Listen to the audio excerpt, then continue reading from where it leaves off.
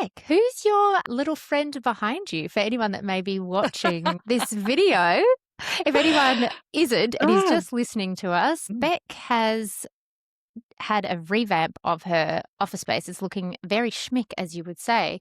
Who's your little friend back there? Well, welcome everybody. This is Elijah in the background. However, I am thinking about switching it all up and making her a she and calling her Somerset, because I've always wanted to have a little girl and call her Somerset, and I think this is my chance. This is probably as close as it's going to get to having another little girl. I mean, I don't think I've ever met a Somerset. I don't know why. I mean, for many years I was really keyed up on naming my daughter Meadow for a really long time. I loved Meadow. But I think that's probably because The Sopranos was one of my favourite shows. And is there a Meadow? I've never watched The Sopranos. Oh, you've got to watch. I mean, yeah, one of my favourite all-time shows. But yeah, and I don't know, Somerset. And I probably wouldn't even call her Summer, like to shorten it. And I love shortening names. Maybe I'd call her Setty. I don't know. Setty. Setty. We'll see. Are we planning a fourth? Well, let's see. I'm going to do some videos with Somerset, so we'll see what happens naturally over time.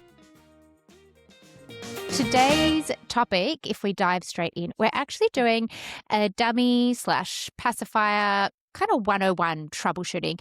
This isn't so much about whether or not you should or shouldn't keep the dummy. We are both pro. Beck, you are more pro dummy and pacifier than me. That's okay. We're allowed to have something that sets us apart in terms of our ethos. But we will equally work with families that want to get rid of it or want to keep it. Mm-hmm. Definitely. What we're going to talk about more so today is kind of the things to do, some of the realistic expectations about having the dummy, and if you are going to get rid of it, when and how. And maybe that's a good place to start, is that when we are talking about keeping the dummy or pacifier, if you were to get rid of it, Beck, what's the age group that you would normally recommend for parents to say it's time to ditch it? I think it's easier before object permanence is established, which is probably closer to, say, 5.5, 6 months. So for little ones of this age, this is where they remember that there was a dummy in their mouth and now it's out of the mix. And so they're thinking, hang on, where has it gone? And if we can remove the dummy before this happens, I think it can be a lot more seamless in terms of using a settling strategy other than the dummy to get them back off to sleep. So if it's an option for you to do, then definitely when they're younger. Otherwise, if you've got a little one who is over the age of 6 months and you're in the camp of, oh my gosh, it's taking its toll now, I'm up sort of 3, 4, 5 times through the night, and they're 6, 7 months, I would probably say, let's tidy up your sleep and hold on to the dummy, because you're at a really good point now where a little bit of encouragement can really develop the skill of find, replug for themselves. So I would sort of be leaning more towards, you've invested so much time, all the way through until this, moment, that it might as well just keep going and encourage that skill to come out. And then there is also a time frame where I'd say, if you've got a dummy, then we're holding on to it. So that would be over the age of 1. If you were thinking about getting rid of, like if everything was looking hunky dory with the dummy in mind, and you were sort of thinking, gosh, everything is fine with the sleep, but I would really like to get rid of the dummy, I would actually hold off giving it away until over the age of 3. I know that sounds like, that is I'm the same. I had this with a client a couple of weeks ago where they'd felt a lot of pressure from family members to get rid of it at 18 months, and they got rid of it. It worked really well. They were like, oh my goodness, unicorn scenario here. And there are absolutely some families that would breeze straight through it for sure. And then the problem was that the nap got missed, and then they did an early, and this is a 10 out of 10 self-settling, sleep-trained poppet. Yeah. And they did an early to bed. It became a screaming match. We had 5 a.m. wake-ups, not going back down, more missed naps, and the cycle continued. And when I read the rundown, my first thought was, okay, we got to get this dummy back in. Unbeknownst to me, before our call, they had already given it back. They still had a few issues, but things had already started to improve, and they had just made that informed decision of like, this is not the right time for us to get rid of this. And because that is what we see, the nap gets dropped. Yeah. And And I'm we a want to hold on walking to it. testament to that. I wanted to do the right thing. I wanted to drop the dummy from my firstborn's sleep routine at around 18 months in preparation for the second arriving. And I did exactly that. I dropped the dummy. It was fine overnight for a little while. The nap went to absolute custard. It was horrendous. And I persevered for probably 10 days. I wasn't a sleep consultant at this point, but it was horrendous. And then I was like, what the hell am I even doing? Like, why am I doing this? Why am I working like, harder? There is no point to doing this. And so I put it back in. Totally fine. We went back to brilliant naps, brilliant nights, all the things. And then it was more so when he had a better level of understanding and had dropped the nap that we could look at ditching the dummy. And that was, over the age of 3. So I think once you're in the thick of it, after the age of 1, you're on the long game here. Yeah, and then our recommendation would be when you drop it, we want the nap to have already gone, because then what's going to help that transition is genuine exhaustion and sleep pressure, because your toddler is not going to have napped during the day. We're going to have an early bed, 6:30 initially with the nap drop, and that sleep pressure is going to help your toddler fall asleep seamlessly without the dummy. Or at least be far more receptive to you doing something else to assist them during that time. Yeah, I think it feels like there's a lot of negativity. If you've still got the nap in the mix and you're wanting them to go off to sleep without the dummy, which is a huge crutch, like that is a major sleep association. Like they don't actually know how to fall asleep without the sucking, without holding it. It is a huge crutch. And if you're encouraging them to go off to sleep for a nap, that's never going to happen. It feels like it's a negative cycle. You're pushing up a mountain. Your toddler is like, I don't understand. There's no way I can do it. There's a lot of tears. It's sort of I'm really tired. Yeah. And then everyone is anxious about going into bedtime, and we're already in everyone is even more tired because we've just tried to force a nap that was never going to happen. So pick your battles. You want to definitely have that nap done and dusted. Settle into a no nap day for a little while, and then start looking at the dummy. Try not to try and tickle these boxes in a really quick way. And so once you've got that sort of pattern of no naps, bedtime is looking smooth again, you've got a great settler overnight, then we can start looking at taking it away. Also, too, for toddlers, there are some children that have a dummy in each hand and one in the mouth when they're settling off to sleep. So it can work that you need to start eliminating one dummy at a time. For some children, having the association of one in each hand in the mouth is a lot. Like that is stimulation at its finest, like they're using Well, you see them hands. banging, don't they? And then they take one out, put one back in, take one out, put one back in. Yeah. So you just need to have a really clear plan of how you're going to tackle that. I would take one out of the mix and do it slowly. You just want to sort of take one out of the mix. You've lost one. Now there's only 2. And if they can't see another dummy, if there's literally only 2 physical dummies around, there's no other option. If they can't eyeball one and sort of ask for it and scream for it and want it, then it's not going to be on the radar. So it's hard, but take one away and then take the other one out of the hand, and then later down the track, that's the last point of call is taking the one out of the mouth. The mouth. Yeah.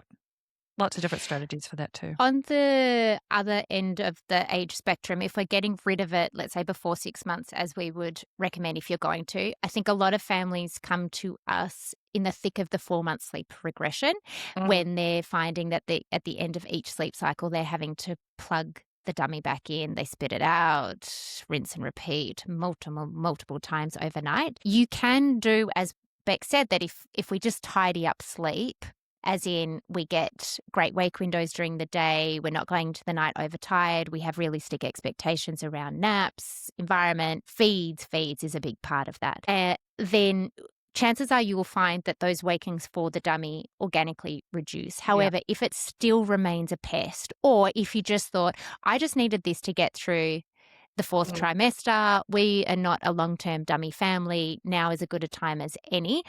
You do need to go cold turkey at bedtime and overnight. You may still like to keep it during the day as a tool to get these naps in, but you need to be armed with another settling technique. If baby has been relying on that as a crutch to go to sleep at bedtime and overnight, they're not in on the plan that we're taking it away. So you do need to have, whether it's formalized sleep training, depending on the age, or you're just going to swap it for another sleep association that you can then wean out. So, for example, maybe you start rocking them all the way to sleep and night 1 feels really messy and you're doing a lot of rocking, but night 2 and 3 gets much easier as they're picking up what you're putting down. That's fine. But you need to be armed with, then they're just not anticipating this change. I have made a call here and I'm going to support baby through this in an age-appropriate way.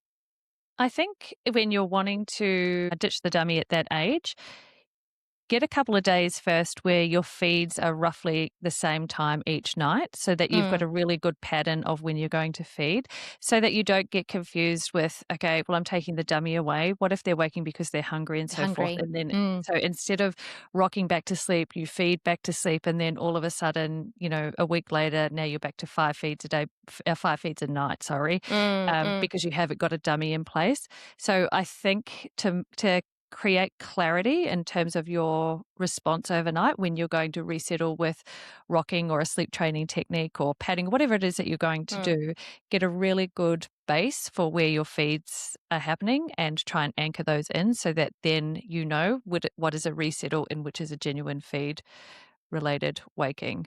Yeah, which is where sleep shaping and tidying up your days. Yeah, absolutely. I think clarity is half the battle won for both parents and baby alike with any kind of change and strategy. You just want to know what to do at come 2 a.m.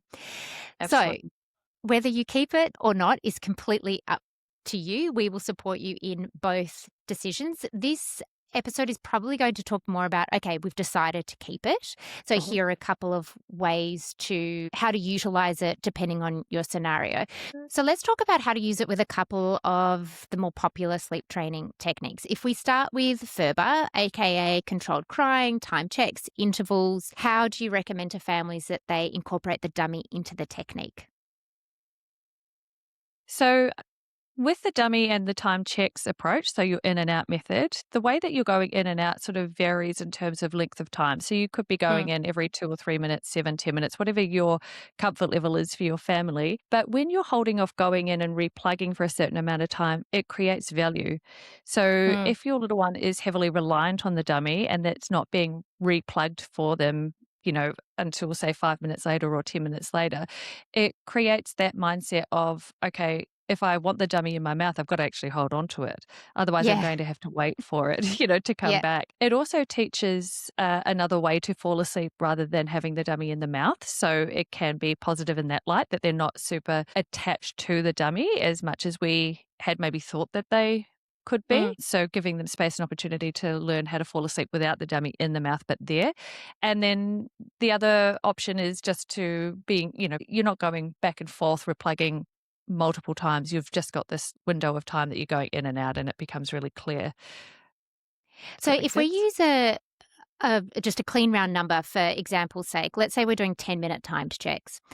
If you go in and do your time check, you put baby's dummy back in, you say, shh, shh, shh, mummy loves you, night, out you go. And before you've even hit the door leaving, that dummy has been spat back out. Yep. You don't turn around, you don't change plans, you still follow through with your time check for that exact reason, which is we want to increase value. We want to change the association of dummy falls out, I cry instantly, mum comes and pops it back in every single time straight away. And babies can learn to self-settle with or without it. And then it just becomes this helpful tool that if they find it and they can pop it in or it stays in, fantastic. But they also know that they could whale tail their legs, they could hum, they could rub their head, they might find their thumb. A lot of particularly younger babies that I work with, once we do a little bit of sleep work and give them an opportunity to do something else, they still want to suck, but they find something that they don't have to wait for. such as their thumb or their fingers. Exactly. And then they don't need you for that. Great, you're home Yeah. and hosed once they found that. I am more pro that than I am the dummy. Yeah. You are now But that is redundant. That is, you don't have a job overnight. Yeah. exactly. You can go to sleep.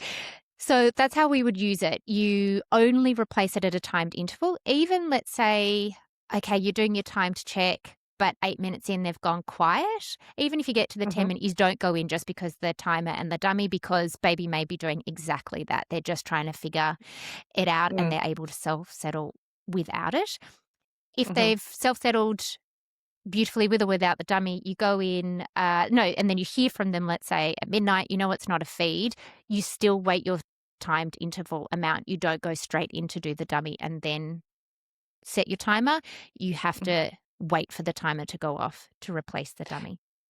Yeah, it's really important to do the wait because we're very good at times of just getting into an autopilot state where we hear our little ones wake. We know that the dummy is going to fix it, so we just go straight in, offer the dummy and so forth. But when we do that, there's never an opportunity for our little ones to actually stick their hands out, rub around the mattress, see if they can find it, and then practice the art of putting it back in.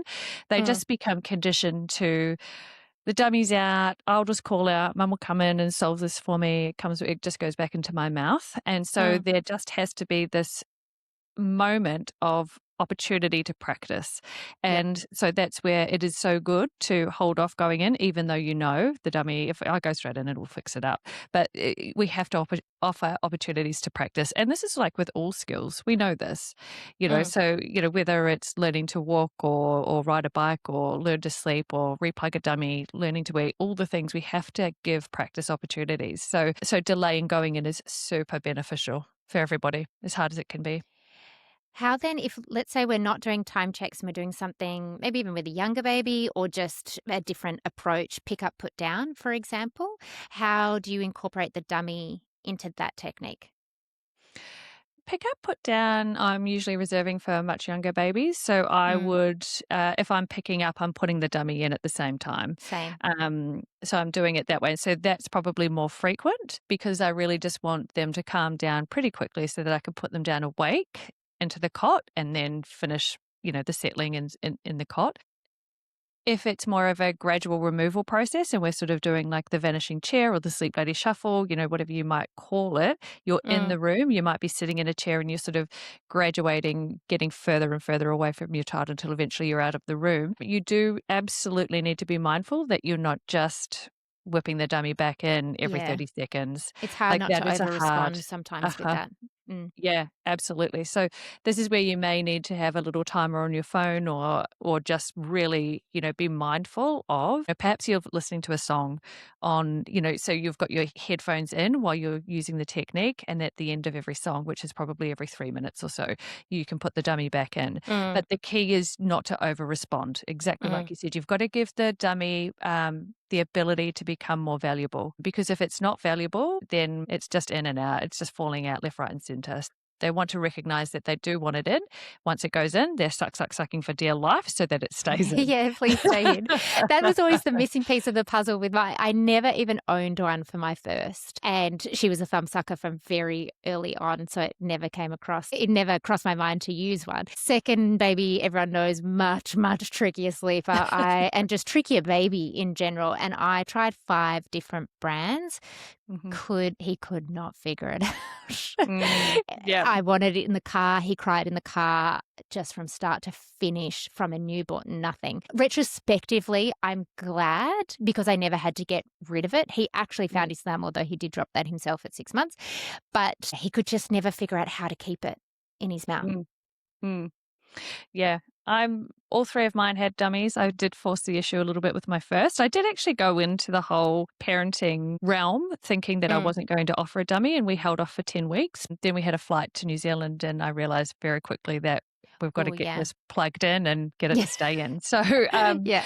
so that was that. And then Harlow, when she was born, we had a dummy. Like, she was born, and then I popped a dummy straight in. Like, I was like, the midwives looked at me like, "Oh, you don't want to wait? No, we're all good." Like, she was over 10 pounds. Like, she was, feeding like a champ, all the things. So it was never an issue. But yeah, these children were dummy lovers. They didn't give up their dummies until they were over the age of 3, and it all worked pretty easily after that. Yeah. But we've got tips for families who are finding that even with practice, their children are still finding it tricky to find and replug the dummy for themselves. So this is, for probably for children 7, 8, 9 months and over who you are still having to go in and replug the dummy for. We really need to encourage moments in time where they search and find and replug for themselves. And the work starts out of the cot. So this is where you would have baby down on the mat and you would put the dummy probably on their tummy, or they could be on their back, but the dummy is off to the side and you're encouraging them to roll over.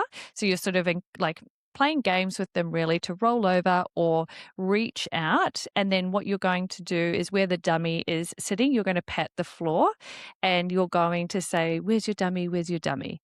And it's going to be a fun game. And then if they're unable to reach out, you're going to guide their hand to the dummy. And then you're going to say something like, put the dummy in, playing a game, and then encourage them. If they're old enough, they'll put the dummy in for themselves. If they're not quite old enough, you can teach them the art of moving their hand to their mouth, guiding the dummy into the mouth for them. And then, so playing those games several times over through the course of the day. It doesn't have to be long, extended periods, just little moments, so that then when you have an opportunity to put your baby into the cot, well away from nap times, put the dummy in front of them, pat the mattress, "Where's your dummy? Where's your dummy?" And then encourage them to reach, find, replug for themselves. You give them this practice opportunity so that in the middle of the night, if you know that they can find it through the day and put it back in for themselves, then at night you don't have to add to the stimulation of saying everything. You can just go into the room and sort of have a little search around, probably in the dark, so have a little search around and find the dummy where it's sitting in the cot and pat the mattress where it is. And simply patting the mattress, if you've been playing the game through the day for days on end, they'll understand that you want them to find the dummy for themselves. So in that moment, you can pat the mattress and see if they can find and replug. If you're finding that they're still a little reluctant to put their hands out, you can guide their hand to the dummy and let them do the rest for themselves. But it's a case of sort of doing less. Every now and again, you're doing less so that they can do more for themselves, until eventually you know that there's a few dummies in the cot, and that, if given half a chance, they'll be able to. And if they were really desperate to find a dummy, giving them more time to find it for themselves and put it in. Because I guarantee once they do it once, they'll understand, I've got it now, I can do this. So loads of practice with doing less, patting the mattress, encouraging them, lots of playtime. Yeah, it's really important to have realistic expectations that in the months leading up to a baby being able to put it back in themselves, or even while you're in this sort of middle ground of we're having a go and we're patting the mattress and doing all of that, is that it is really normal that a baby might need 1 to 2 replugs overnight. We as the adults have introduced a variable into the scene. And so 1 to 2, let's say at 5.5 months old, you've got 1 to 2 dummy replugs overnight. For us, that's not a sleep training issue. Oh, absolutely not. Absolutely not. Sometimes you have to have a threshold, so some families are totally fine with 4 dummy replugs overnight, maybe 5, and it's just no skin off their nose. They're in, they're out, it's job's done, they're 5 months old, 6 months old even. And it's totally fine. Eventually you'll get to a point where those 5 or 6 start to sort of rub you up the wrong way, and then To be fair, 1 to 2 for me. I think that's why I was glad everyone had a thumb or nothing, because I was like, sorry, we're not doing 1 to 2.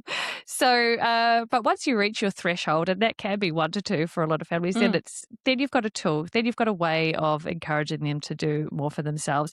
The other thing that you can do is, once they're over the age of 7 months and they can roll over both ways and they can push up from the mattress mattress and clear their face from the mattress and get some space between the mattress and their neck and head, then you can introduce a comforter into the mix. And so some families will have a comforter with dummies attached to each corner, and it can be a lot easier for babies to find overnight, and then they can sort of like play with the comforter. Oh, there's a dummy. I'll just pick which one to pop in my mouth. So there's opportunity for that to be in the mix I'll too. also just put 2 to 3 dummies in the cot as Yeah. well. If we're actively working on helping this baby figure out how to find and replace, then offering them a higher chance of actually being able to do that in the middle of the night in the pitch black, then the more help, the better. So a couple of dummies, then they can, if they want to have it, one in each hand, if they want to swap, it doesn't matter. They can play Go Fish in the night and find one. The other thing that I was going to say, no, I'm curious to know what your thoughts are on the glow-in-the-dark dummies. Speaking of like, search and rescue at 4 a.m. I've got mixed, I don't know, but also I'm not a dummy. Like I've never used them personally. I feel like they could be stimulating. Yeah. But also lots of families love them for this exact reason, that they're able to see it. Look, if I've got a client that has got glow in the dark dummies, I will get rid of them. If you don't have sleep issues, by all means, go for it. It's totally fine. Like it's no skin off my nose. It seems like a really great idea, but in the scheme of things of wanting to have very low stimulation and waking for things, that's 5 probably glowing orbs in the cot. It's the disco we never knew we had. So I would, that's one of the things. I've never bought them. I've never used them, and I do eliminate them if we're doing sleep work together. That's my take on them. Oh, and here I was thinking that you weren't tough on the dummy. Well, I mean, choose another dummy, but just not glow in the dark. Keep any other dummy except that one. The other thing I do with those games that you were just talking about is if you've got an older child as well, I get them involved. So it can become a little bit of a cheer squad. They can be, babies love mirroring. Yeah. And so watching their exciting older brother or sister pop the dummy in can be a really helpful way to get everyone involved in this fun game. Okay, now let's talk about, so baby knows how to do it. Okay, so let's use an 11-month-old. We all know that an 11-month-old baby can find and replace their own dummy, and yet 2 to 3 times overnight you are still finding yourself having to do it. And what are we going to do about that? Yeah, what are we going to do about that? So we're assuming that they're sleeping through the night. They're just wanting their dummy once or twice. Well, you know what I'm going to do is I'm going to go in and I'm going to say my phrase and walk back out again. If they've got dummies in the mix, then it's up to them to find them. Like they're 11 months old. So we've got to hand the torch over at some point. I know that sounds really harsh. Like they're still a baby. Like they are still a baby. If we are always going back in and finding the dummy and putting it back in, there's a reason to wake. And there isn't a reason to wait because they've got hands that can reach and find and replug. So at some point, you've got to relax the idea that we're always rescuing. We can go in and encourage. And I think that's probably more our job at that stage with a dummy, is to encourage them. You're okay. Where's your dummy? Pat the mattress and then say your phrase and then back out again. They will figure it out. They will figure it out. It might take a while. It might, and they might get so frustrated, but eventually they're going to calm down, self-regulate, calm down and go, what is it that I need? The dummy is sitting right beside them at this point. Like they look down at the dummy. They might have even had it and then spat it out and be like, do you know what? No, someone else can do this for me. And then eventually they're gonna reach down, put it in their mouth, and then lay down and go off to sleep. So it's hard in the moment. No one is taking that away. Like everyone wants to avoid the tears and the tantrums and the hard parts of the sleep work. But if it is impacting you by having to go in and out, and it's not enjoyable or fun, then the way to move past that is to encourage them to do it for themselves. And to lean into the fact that by that stage, this truly is now a positive sleep association. You are not needed for this. You have done the hard yards of teaching them, of doing all the realistic expectation dummy replugs we've talked about. Now you don't have to. It becomes a great crutch, and once they figure out that it's on them to find it overnight. So that's when it's definitely 2 to 3 dummies in the cot. Pat the mattress. Less is more. That's actually That's what we're getting on our next caps. Less is more across the board with all of these, all things baby sleep. Yeah, it becomes a great association, and it will last you now a really long time once they figure that out. The problem I sometimes see is that, let's say at 20 months, or maybe 18 months sleep regression, some boundary pushing starts to happen. Toddlers rather, start to stand up in the cot and they throw those dummies out. You can hear them hitting the door. Yes. Yeah.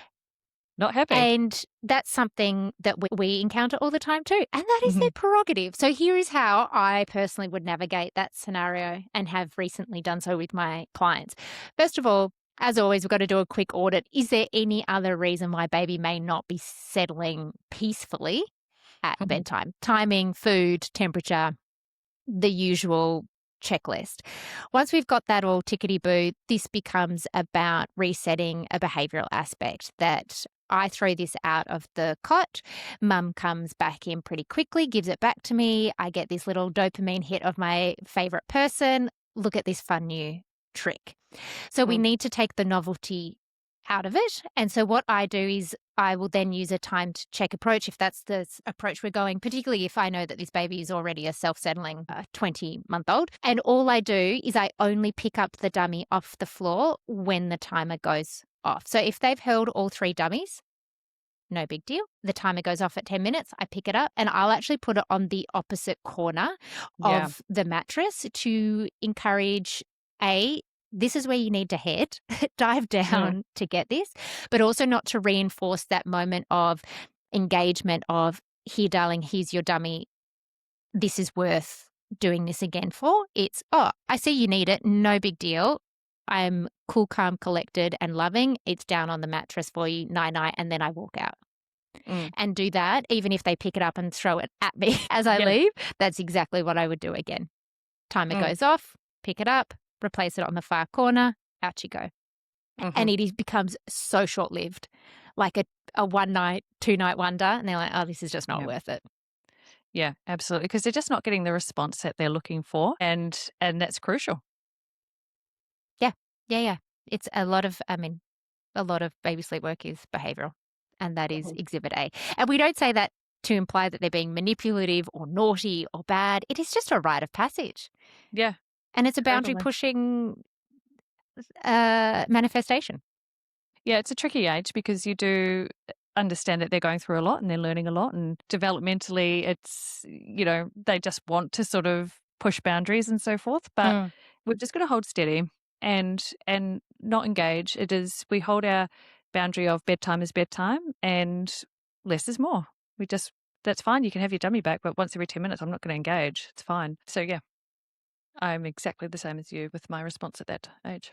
I fear we may have made the dummy sound like it's more work than it's actually worth. Oh, totally. But these are just we don't like to sugarcoat, but also now you feel equipped because chances are, if you haven't listened to this episode, tomorrow night they're going to throw their dummy out of the cot for the first time and you think, oh my goodness, how am I going to do this? Or now I'm stuck in the room because I kept giving it back straight away or I misinterpreted it as something other than a boundary pushing fun activity. Exercise. So now you know.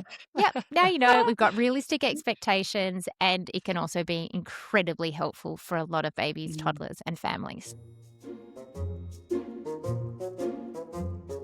Let's dive into now our Sleep Detectives part of the episode where we answer your real-life baby sleep questions. Beck, you have 2 over on your side of the pod. Yes, I Hit do. me.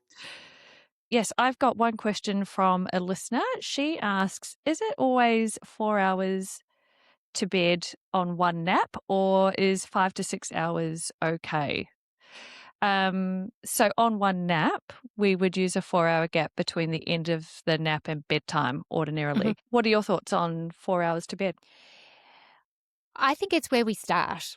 If I'm moving a baby onto one nap, even if they're slightly old, like 20 months, I've still used a 4-hour wake window. I will often find that even a freshly turned 2-year-old can't handle much more than 4.5. So the answer for me isn't necessarily that it is eternally once you're on one nap, it's 4 hours. Babies do get older. If we're wanting to hold on to a nap, we can't be attached to 4 hours even at the age of 2.5. But when we first make the move, or if their sleep is not going well, I will pull back so that I can figure out what else could be at play.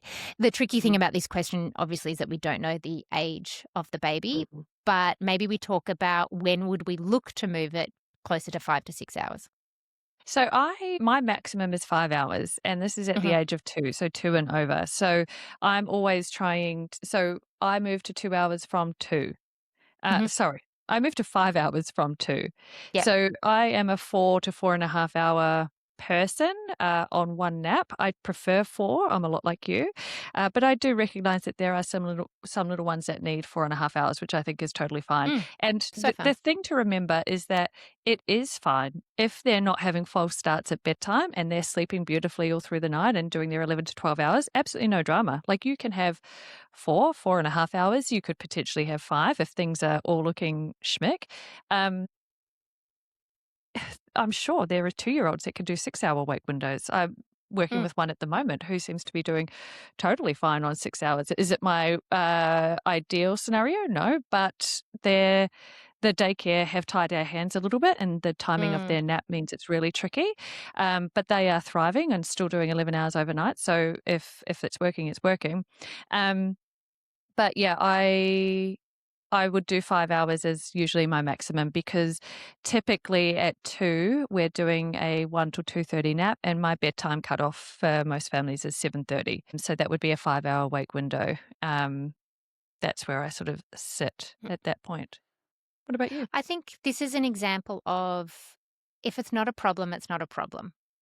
If it's not a problem for you and your baby and your toddler, then it is most certainly not a problem for us. There is never we can't ever tell a family this is the specific day that you're going to go from a 4-hour wake window to a 4.5, or it's more about what is happening with sleep. And Beck, you and I err on this, the earlier to bed, the more conservative wake windows, so that we have well-rested babies, we minimize tears, and we keep bedtime at a reasonable time, and the system works. The system works. Yeah.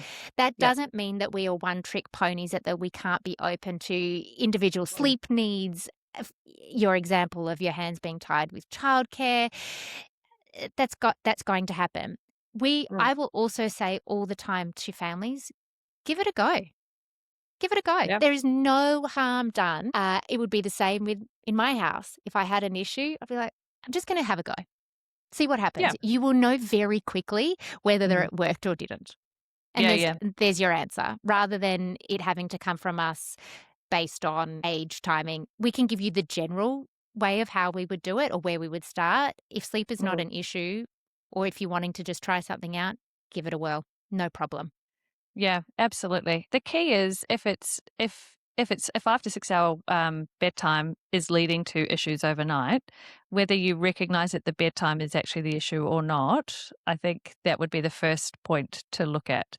So if you're having issues overnight and you've got a 5 to 6 hour wake window, that would be the first thing that we would look at reducing in terms of And I think this is probably where I'm going to sound like I'm going to go my high horse a bit. Whenever I make content about example sample baby sleep schedules, I'm always shocked at how triggering they can be for so many families. A lot of families find them incredibly helpful, and a lot of comments are very triggered by a sample sleep schedule. It's really important to note this is a sample. It's fantastic that your baby can rock a 6-hour wake window with no issues overnight. The key thing to remember is that Beck and I work with babies that are having a really hard time. And by pulling it right back to the basics, including age-appropriate wake windows, we are able to figure out what is causing what. So that your confidence builds. We know that this is because, and then we've got wriggle room. But there are lots of babies that don't need our scheduling and don't need our wake windows. And that is also okay. Moving on to question number 2. Hi team, I'm addicted to this podcast. Ooh. Thank you. I'm still shocked that people listen to us. know, Love it. same. My question is, I have a 5-month-old who exclusively contact naps, and I hold to sleep and transfer to cot at night. He's able to fall asleep independently in the car and in his pram easily, and will nap for hours sometimes in them. Does this mean he has some self-settling skills? Should I try putting him down awake for bedtime? Thanks. That came through on Ooh. our Spotify. So Ooh. you get to rise to the top of the ranks with the words of affirmation as to be having your question answered. This is really common. This is a really normal scenario. 5-month-olds that love a contact nap, held to sleep, transferred. This is also a great age to work on some self-settling skills. Absolutely. The one thing, and I'm going to sound finicky, is that for me, if a baby is falling asleep in the pram or the car, I'm going to say that's not true self-settling. It's most likely relying on the motion of the pram and the car moving to put them to sleep.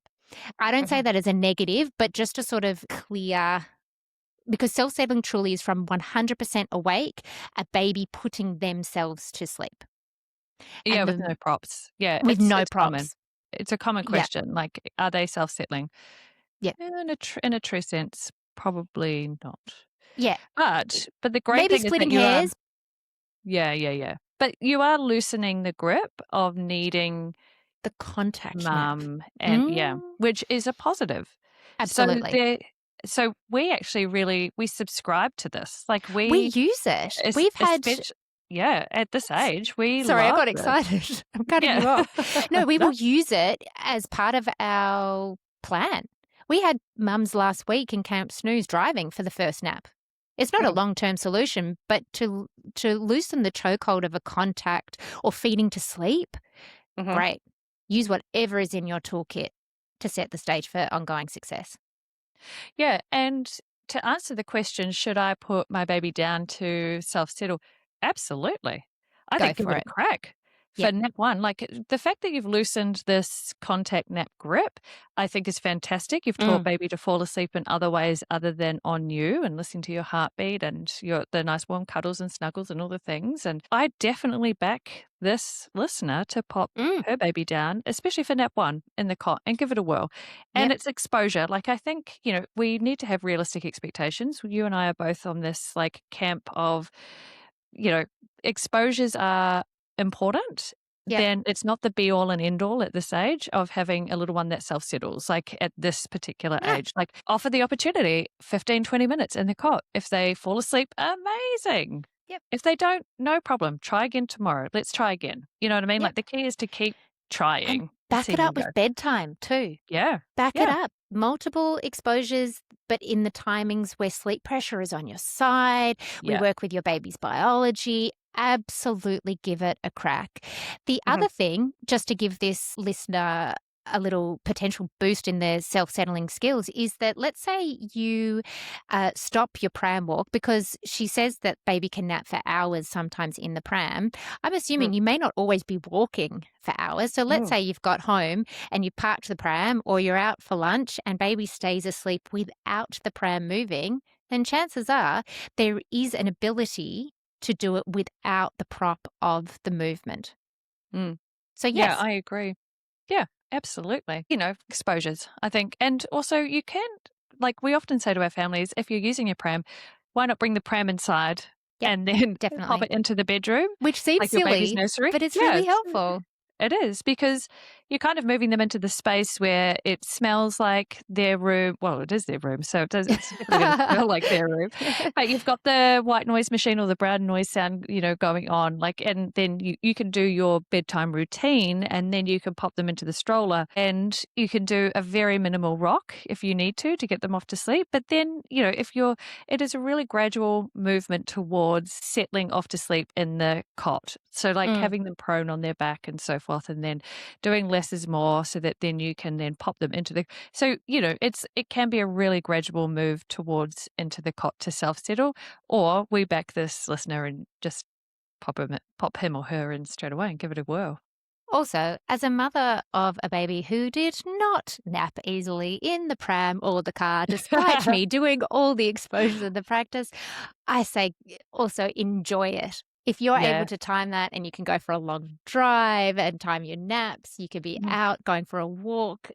Amazing. Amazing. Mm. We are all about flexible baby sleep, and you can have your cake and eat it too in this scenario. Okay, fast four. What's our fast Fast four four. today? We do love a fast four. Fast four today. I think it was fast three. Yes. Yes. I don't even know what day of the week. Last week we did fast three. You can't get rid of us that easily. We're doing fast four. Fast four. Fast four today. But ain't nobody got time for fast five. Oh, no. We're steering well clear of guys, fast five. rate it in. We got things to do. Okay, fast four. What are the things you were told to expect before your baby was born? Okay, I've got one. That you just toilet train. Like it's just that easy. You just toilet train at the age of 2. You just. Oh, gosh. Wow. Yeah. Stick them on a potty and be done with it. Is that right? You just decide and you just It'll be fine. do it, and it's done in 3 days. And once you start, you most certainly don't stop. We are a toilet learning family. I subscribe to toilet learning. I am now 2 for 2. You can, lots of families have success earlier. There was no way with mine that I could have taught them before they were ready.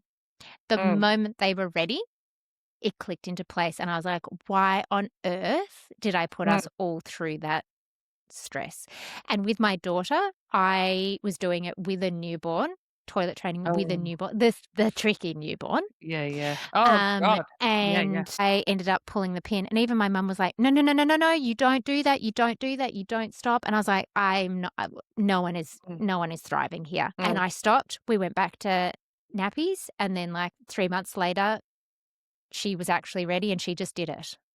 And I wished I had just chilled.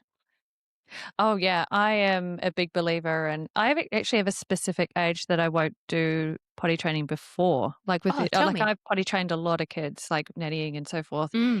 My actual magic number is 2 years, 9 months. So yeah, but it really has to coincide with a little bit of warmth. Like you kind of don't want to do it in the depths of winter either, because you have to have a nudie bot. Little bit longer. Yeah, you do have to have a nudie bot. It's like a puppy. It's like a puppy. You need the back doors open. Yeah.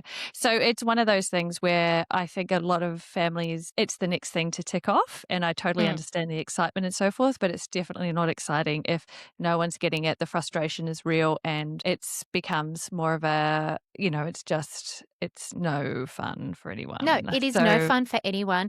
And it became a huge point of stress. Yeah. And try again later. But yeah, for anyone who is wondering when we did it, 2 years, 9 months for all 3 of mine. There you go. It was fun. There is No, I was just going to say, interesting you say that. Because my son was born 2 years, 9 months when my daughter was 2 years, 9 months, but she needed a few extra months. But interesting, for my second, we moved house and a potty just came out of a box for no other reason than I was unpacking boxes. And then I walked past and found a wee in it and he'd just taken himself. And I was like, my God. So we're doing this. And it's 2 for 2 of they have to be ready. And the same for me goes with overnight toilet training. I don't care how old no, it's when you're ready. It's when your brain is ready. It's no big deal in our family. No big deal. Like, definitely not in a rush for that. My middle decided that he wasn't going to wear nappies at the moment he toilet trained through the day, and I absolutely freaked out. But my first and third, they had nappies well over the age of 5. Like, it just was not a big deal in my household. It's not a big deal in our household either. Yeah. So, I wish that I had known to just chill and go with it. Like, chill. It's not exactly. Okay. I'm going to go in with things that I was told to expect, which was breastfeeding is going to be excruciating. And what you need to do in preparation is to, while you're pregnant, is to brush your nipples with a toothbrush in the shower to toughen them up. Wait, what? Wow. Yeah. Who told you that? It was a friend of mine. We won't throw friend under the bus. Well, she's got older children than me now, so there's no chance she'll be listening to this podcast. But I did it in the shower, thinking that was going to help. Like I was like happy for any kind of tips, but this was a tip I really didn't need to. Your poor consider. pregnant nips, sensitive. I know. Already. Oh my God, it was excruciating. Like that was worse. I mean, I had a tongue-tied firstborn, so that was excruciating. So there was nothing could prepare me for that.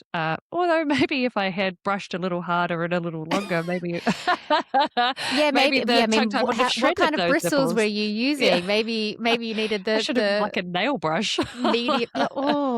I had actually never ever heard that. I will say neither of mine had any kind of oral tie, but the toe curling pain for the first couple of weeks of breastfeeding, and then breastfeeding was a breeze for us. I was very lucky in that department, but the toe curling pain when they first latch, and I would like find a spot to stare at on the ceiling and breathe as I put a baby on in those first few weeks. Brace and breathe.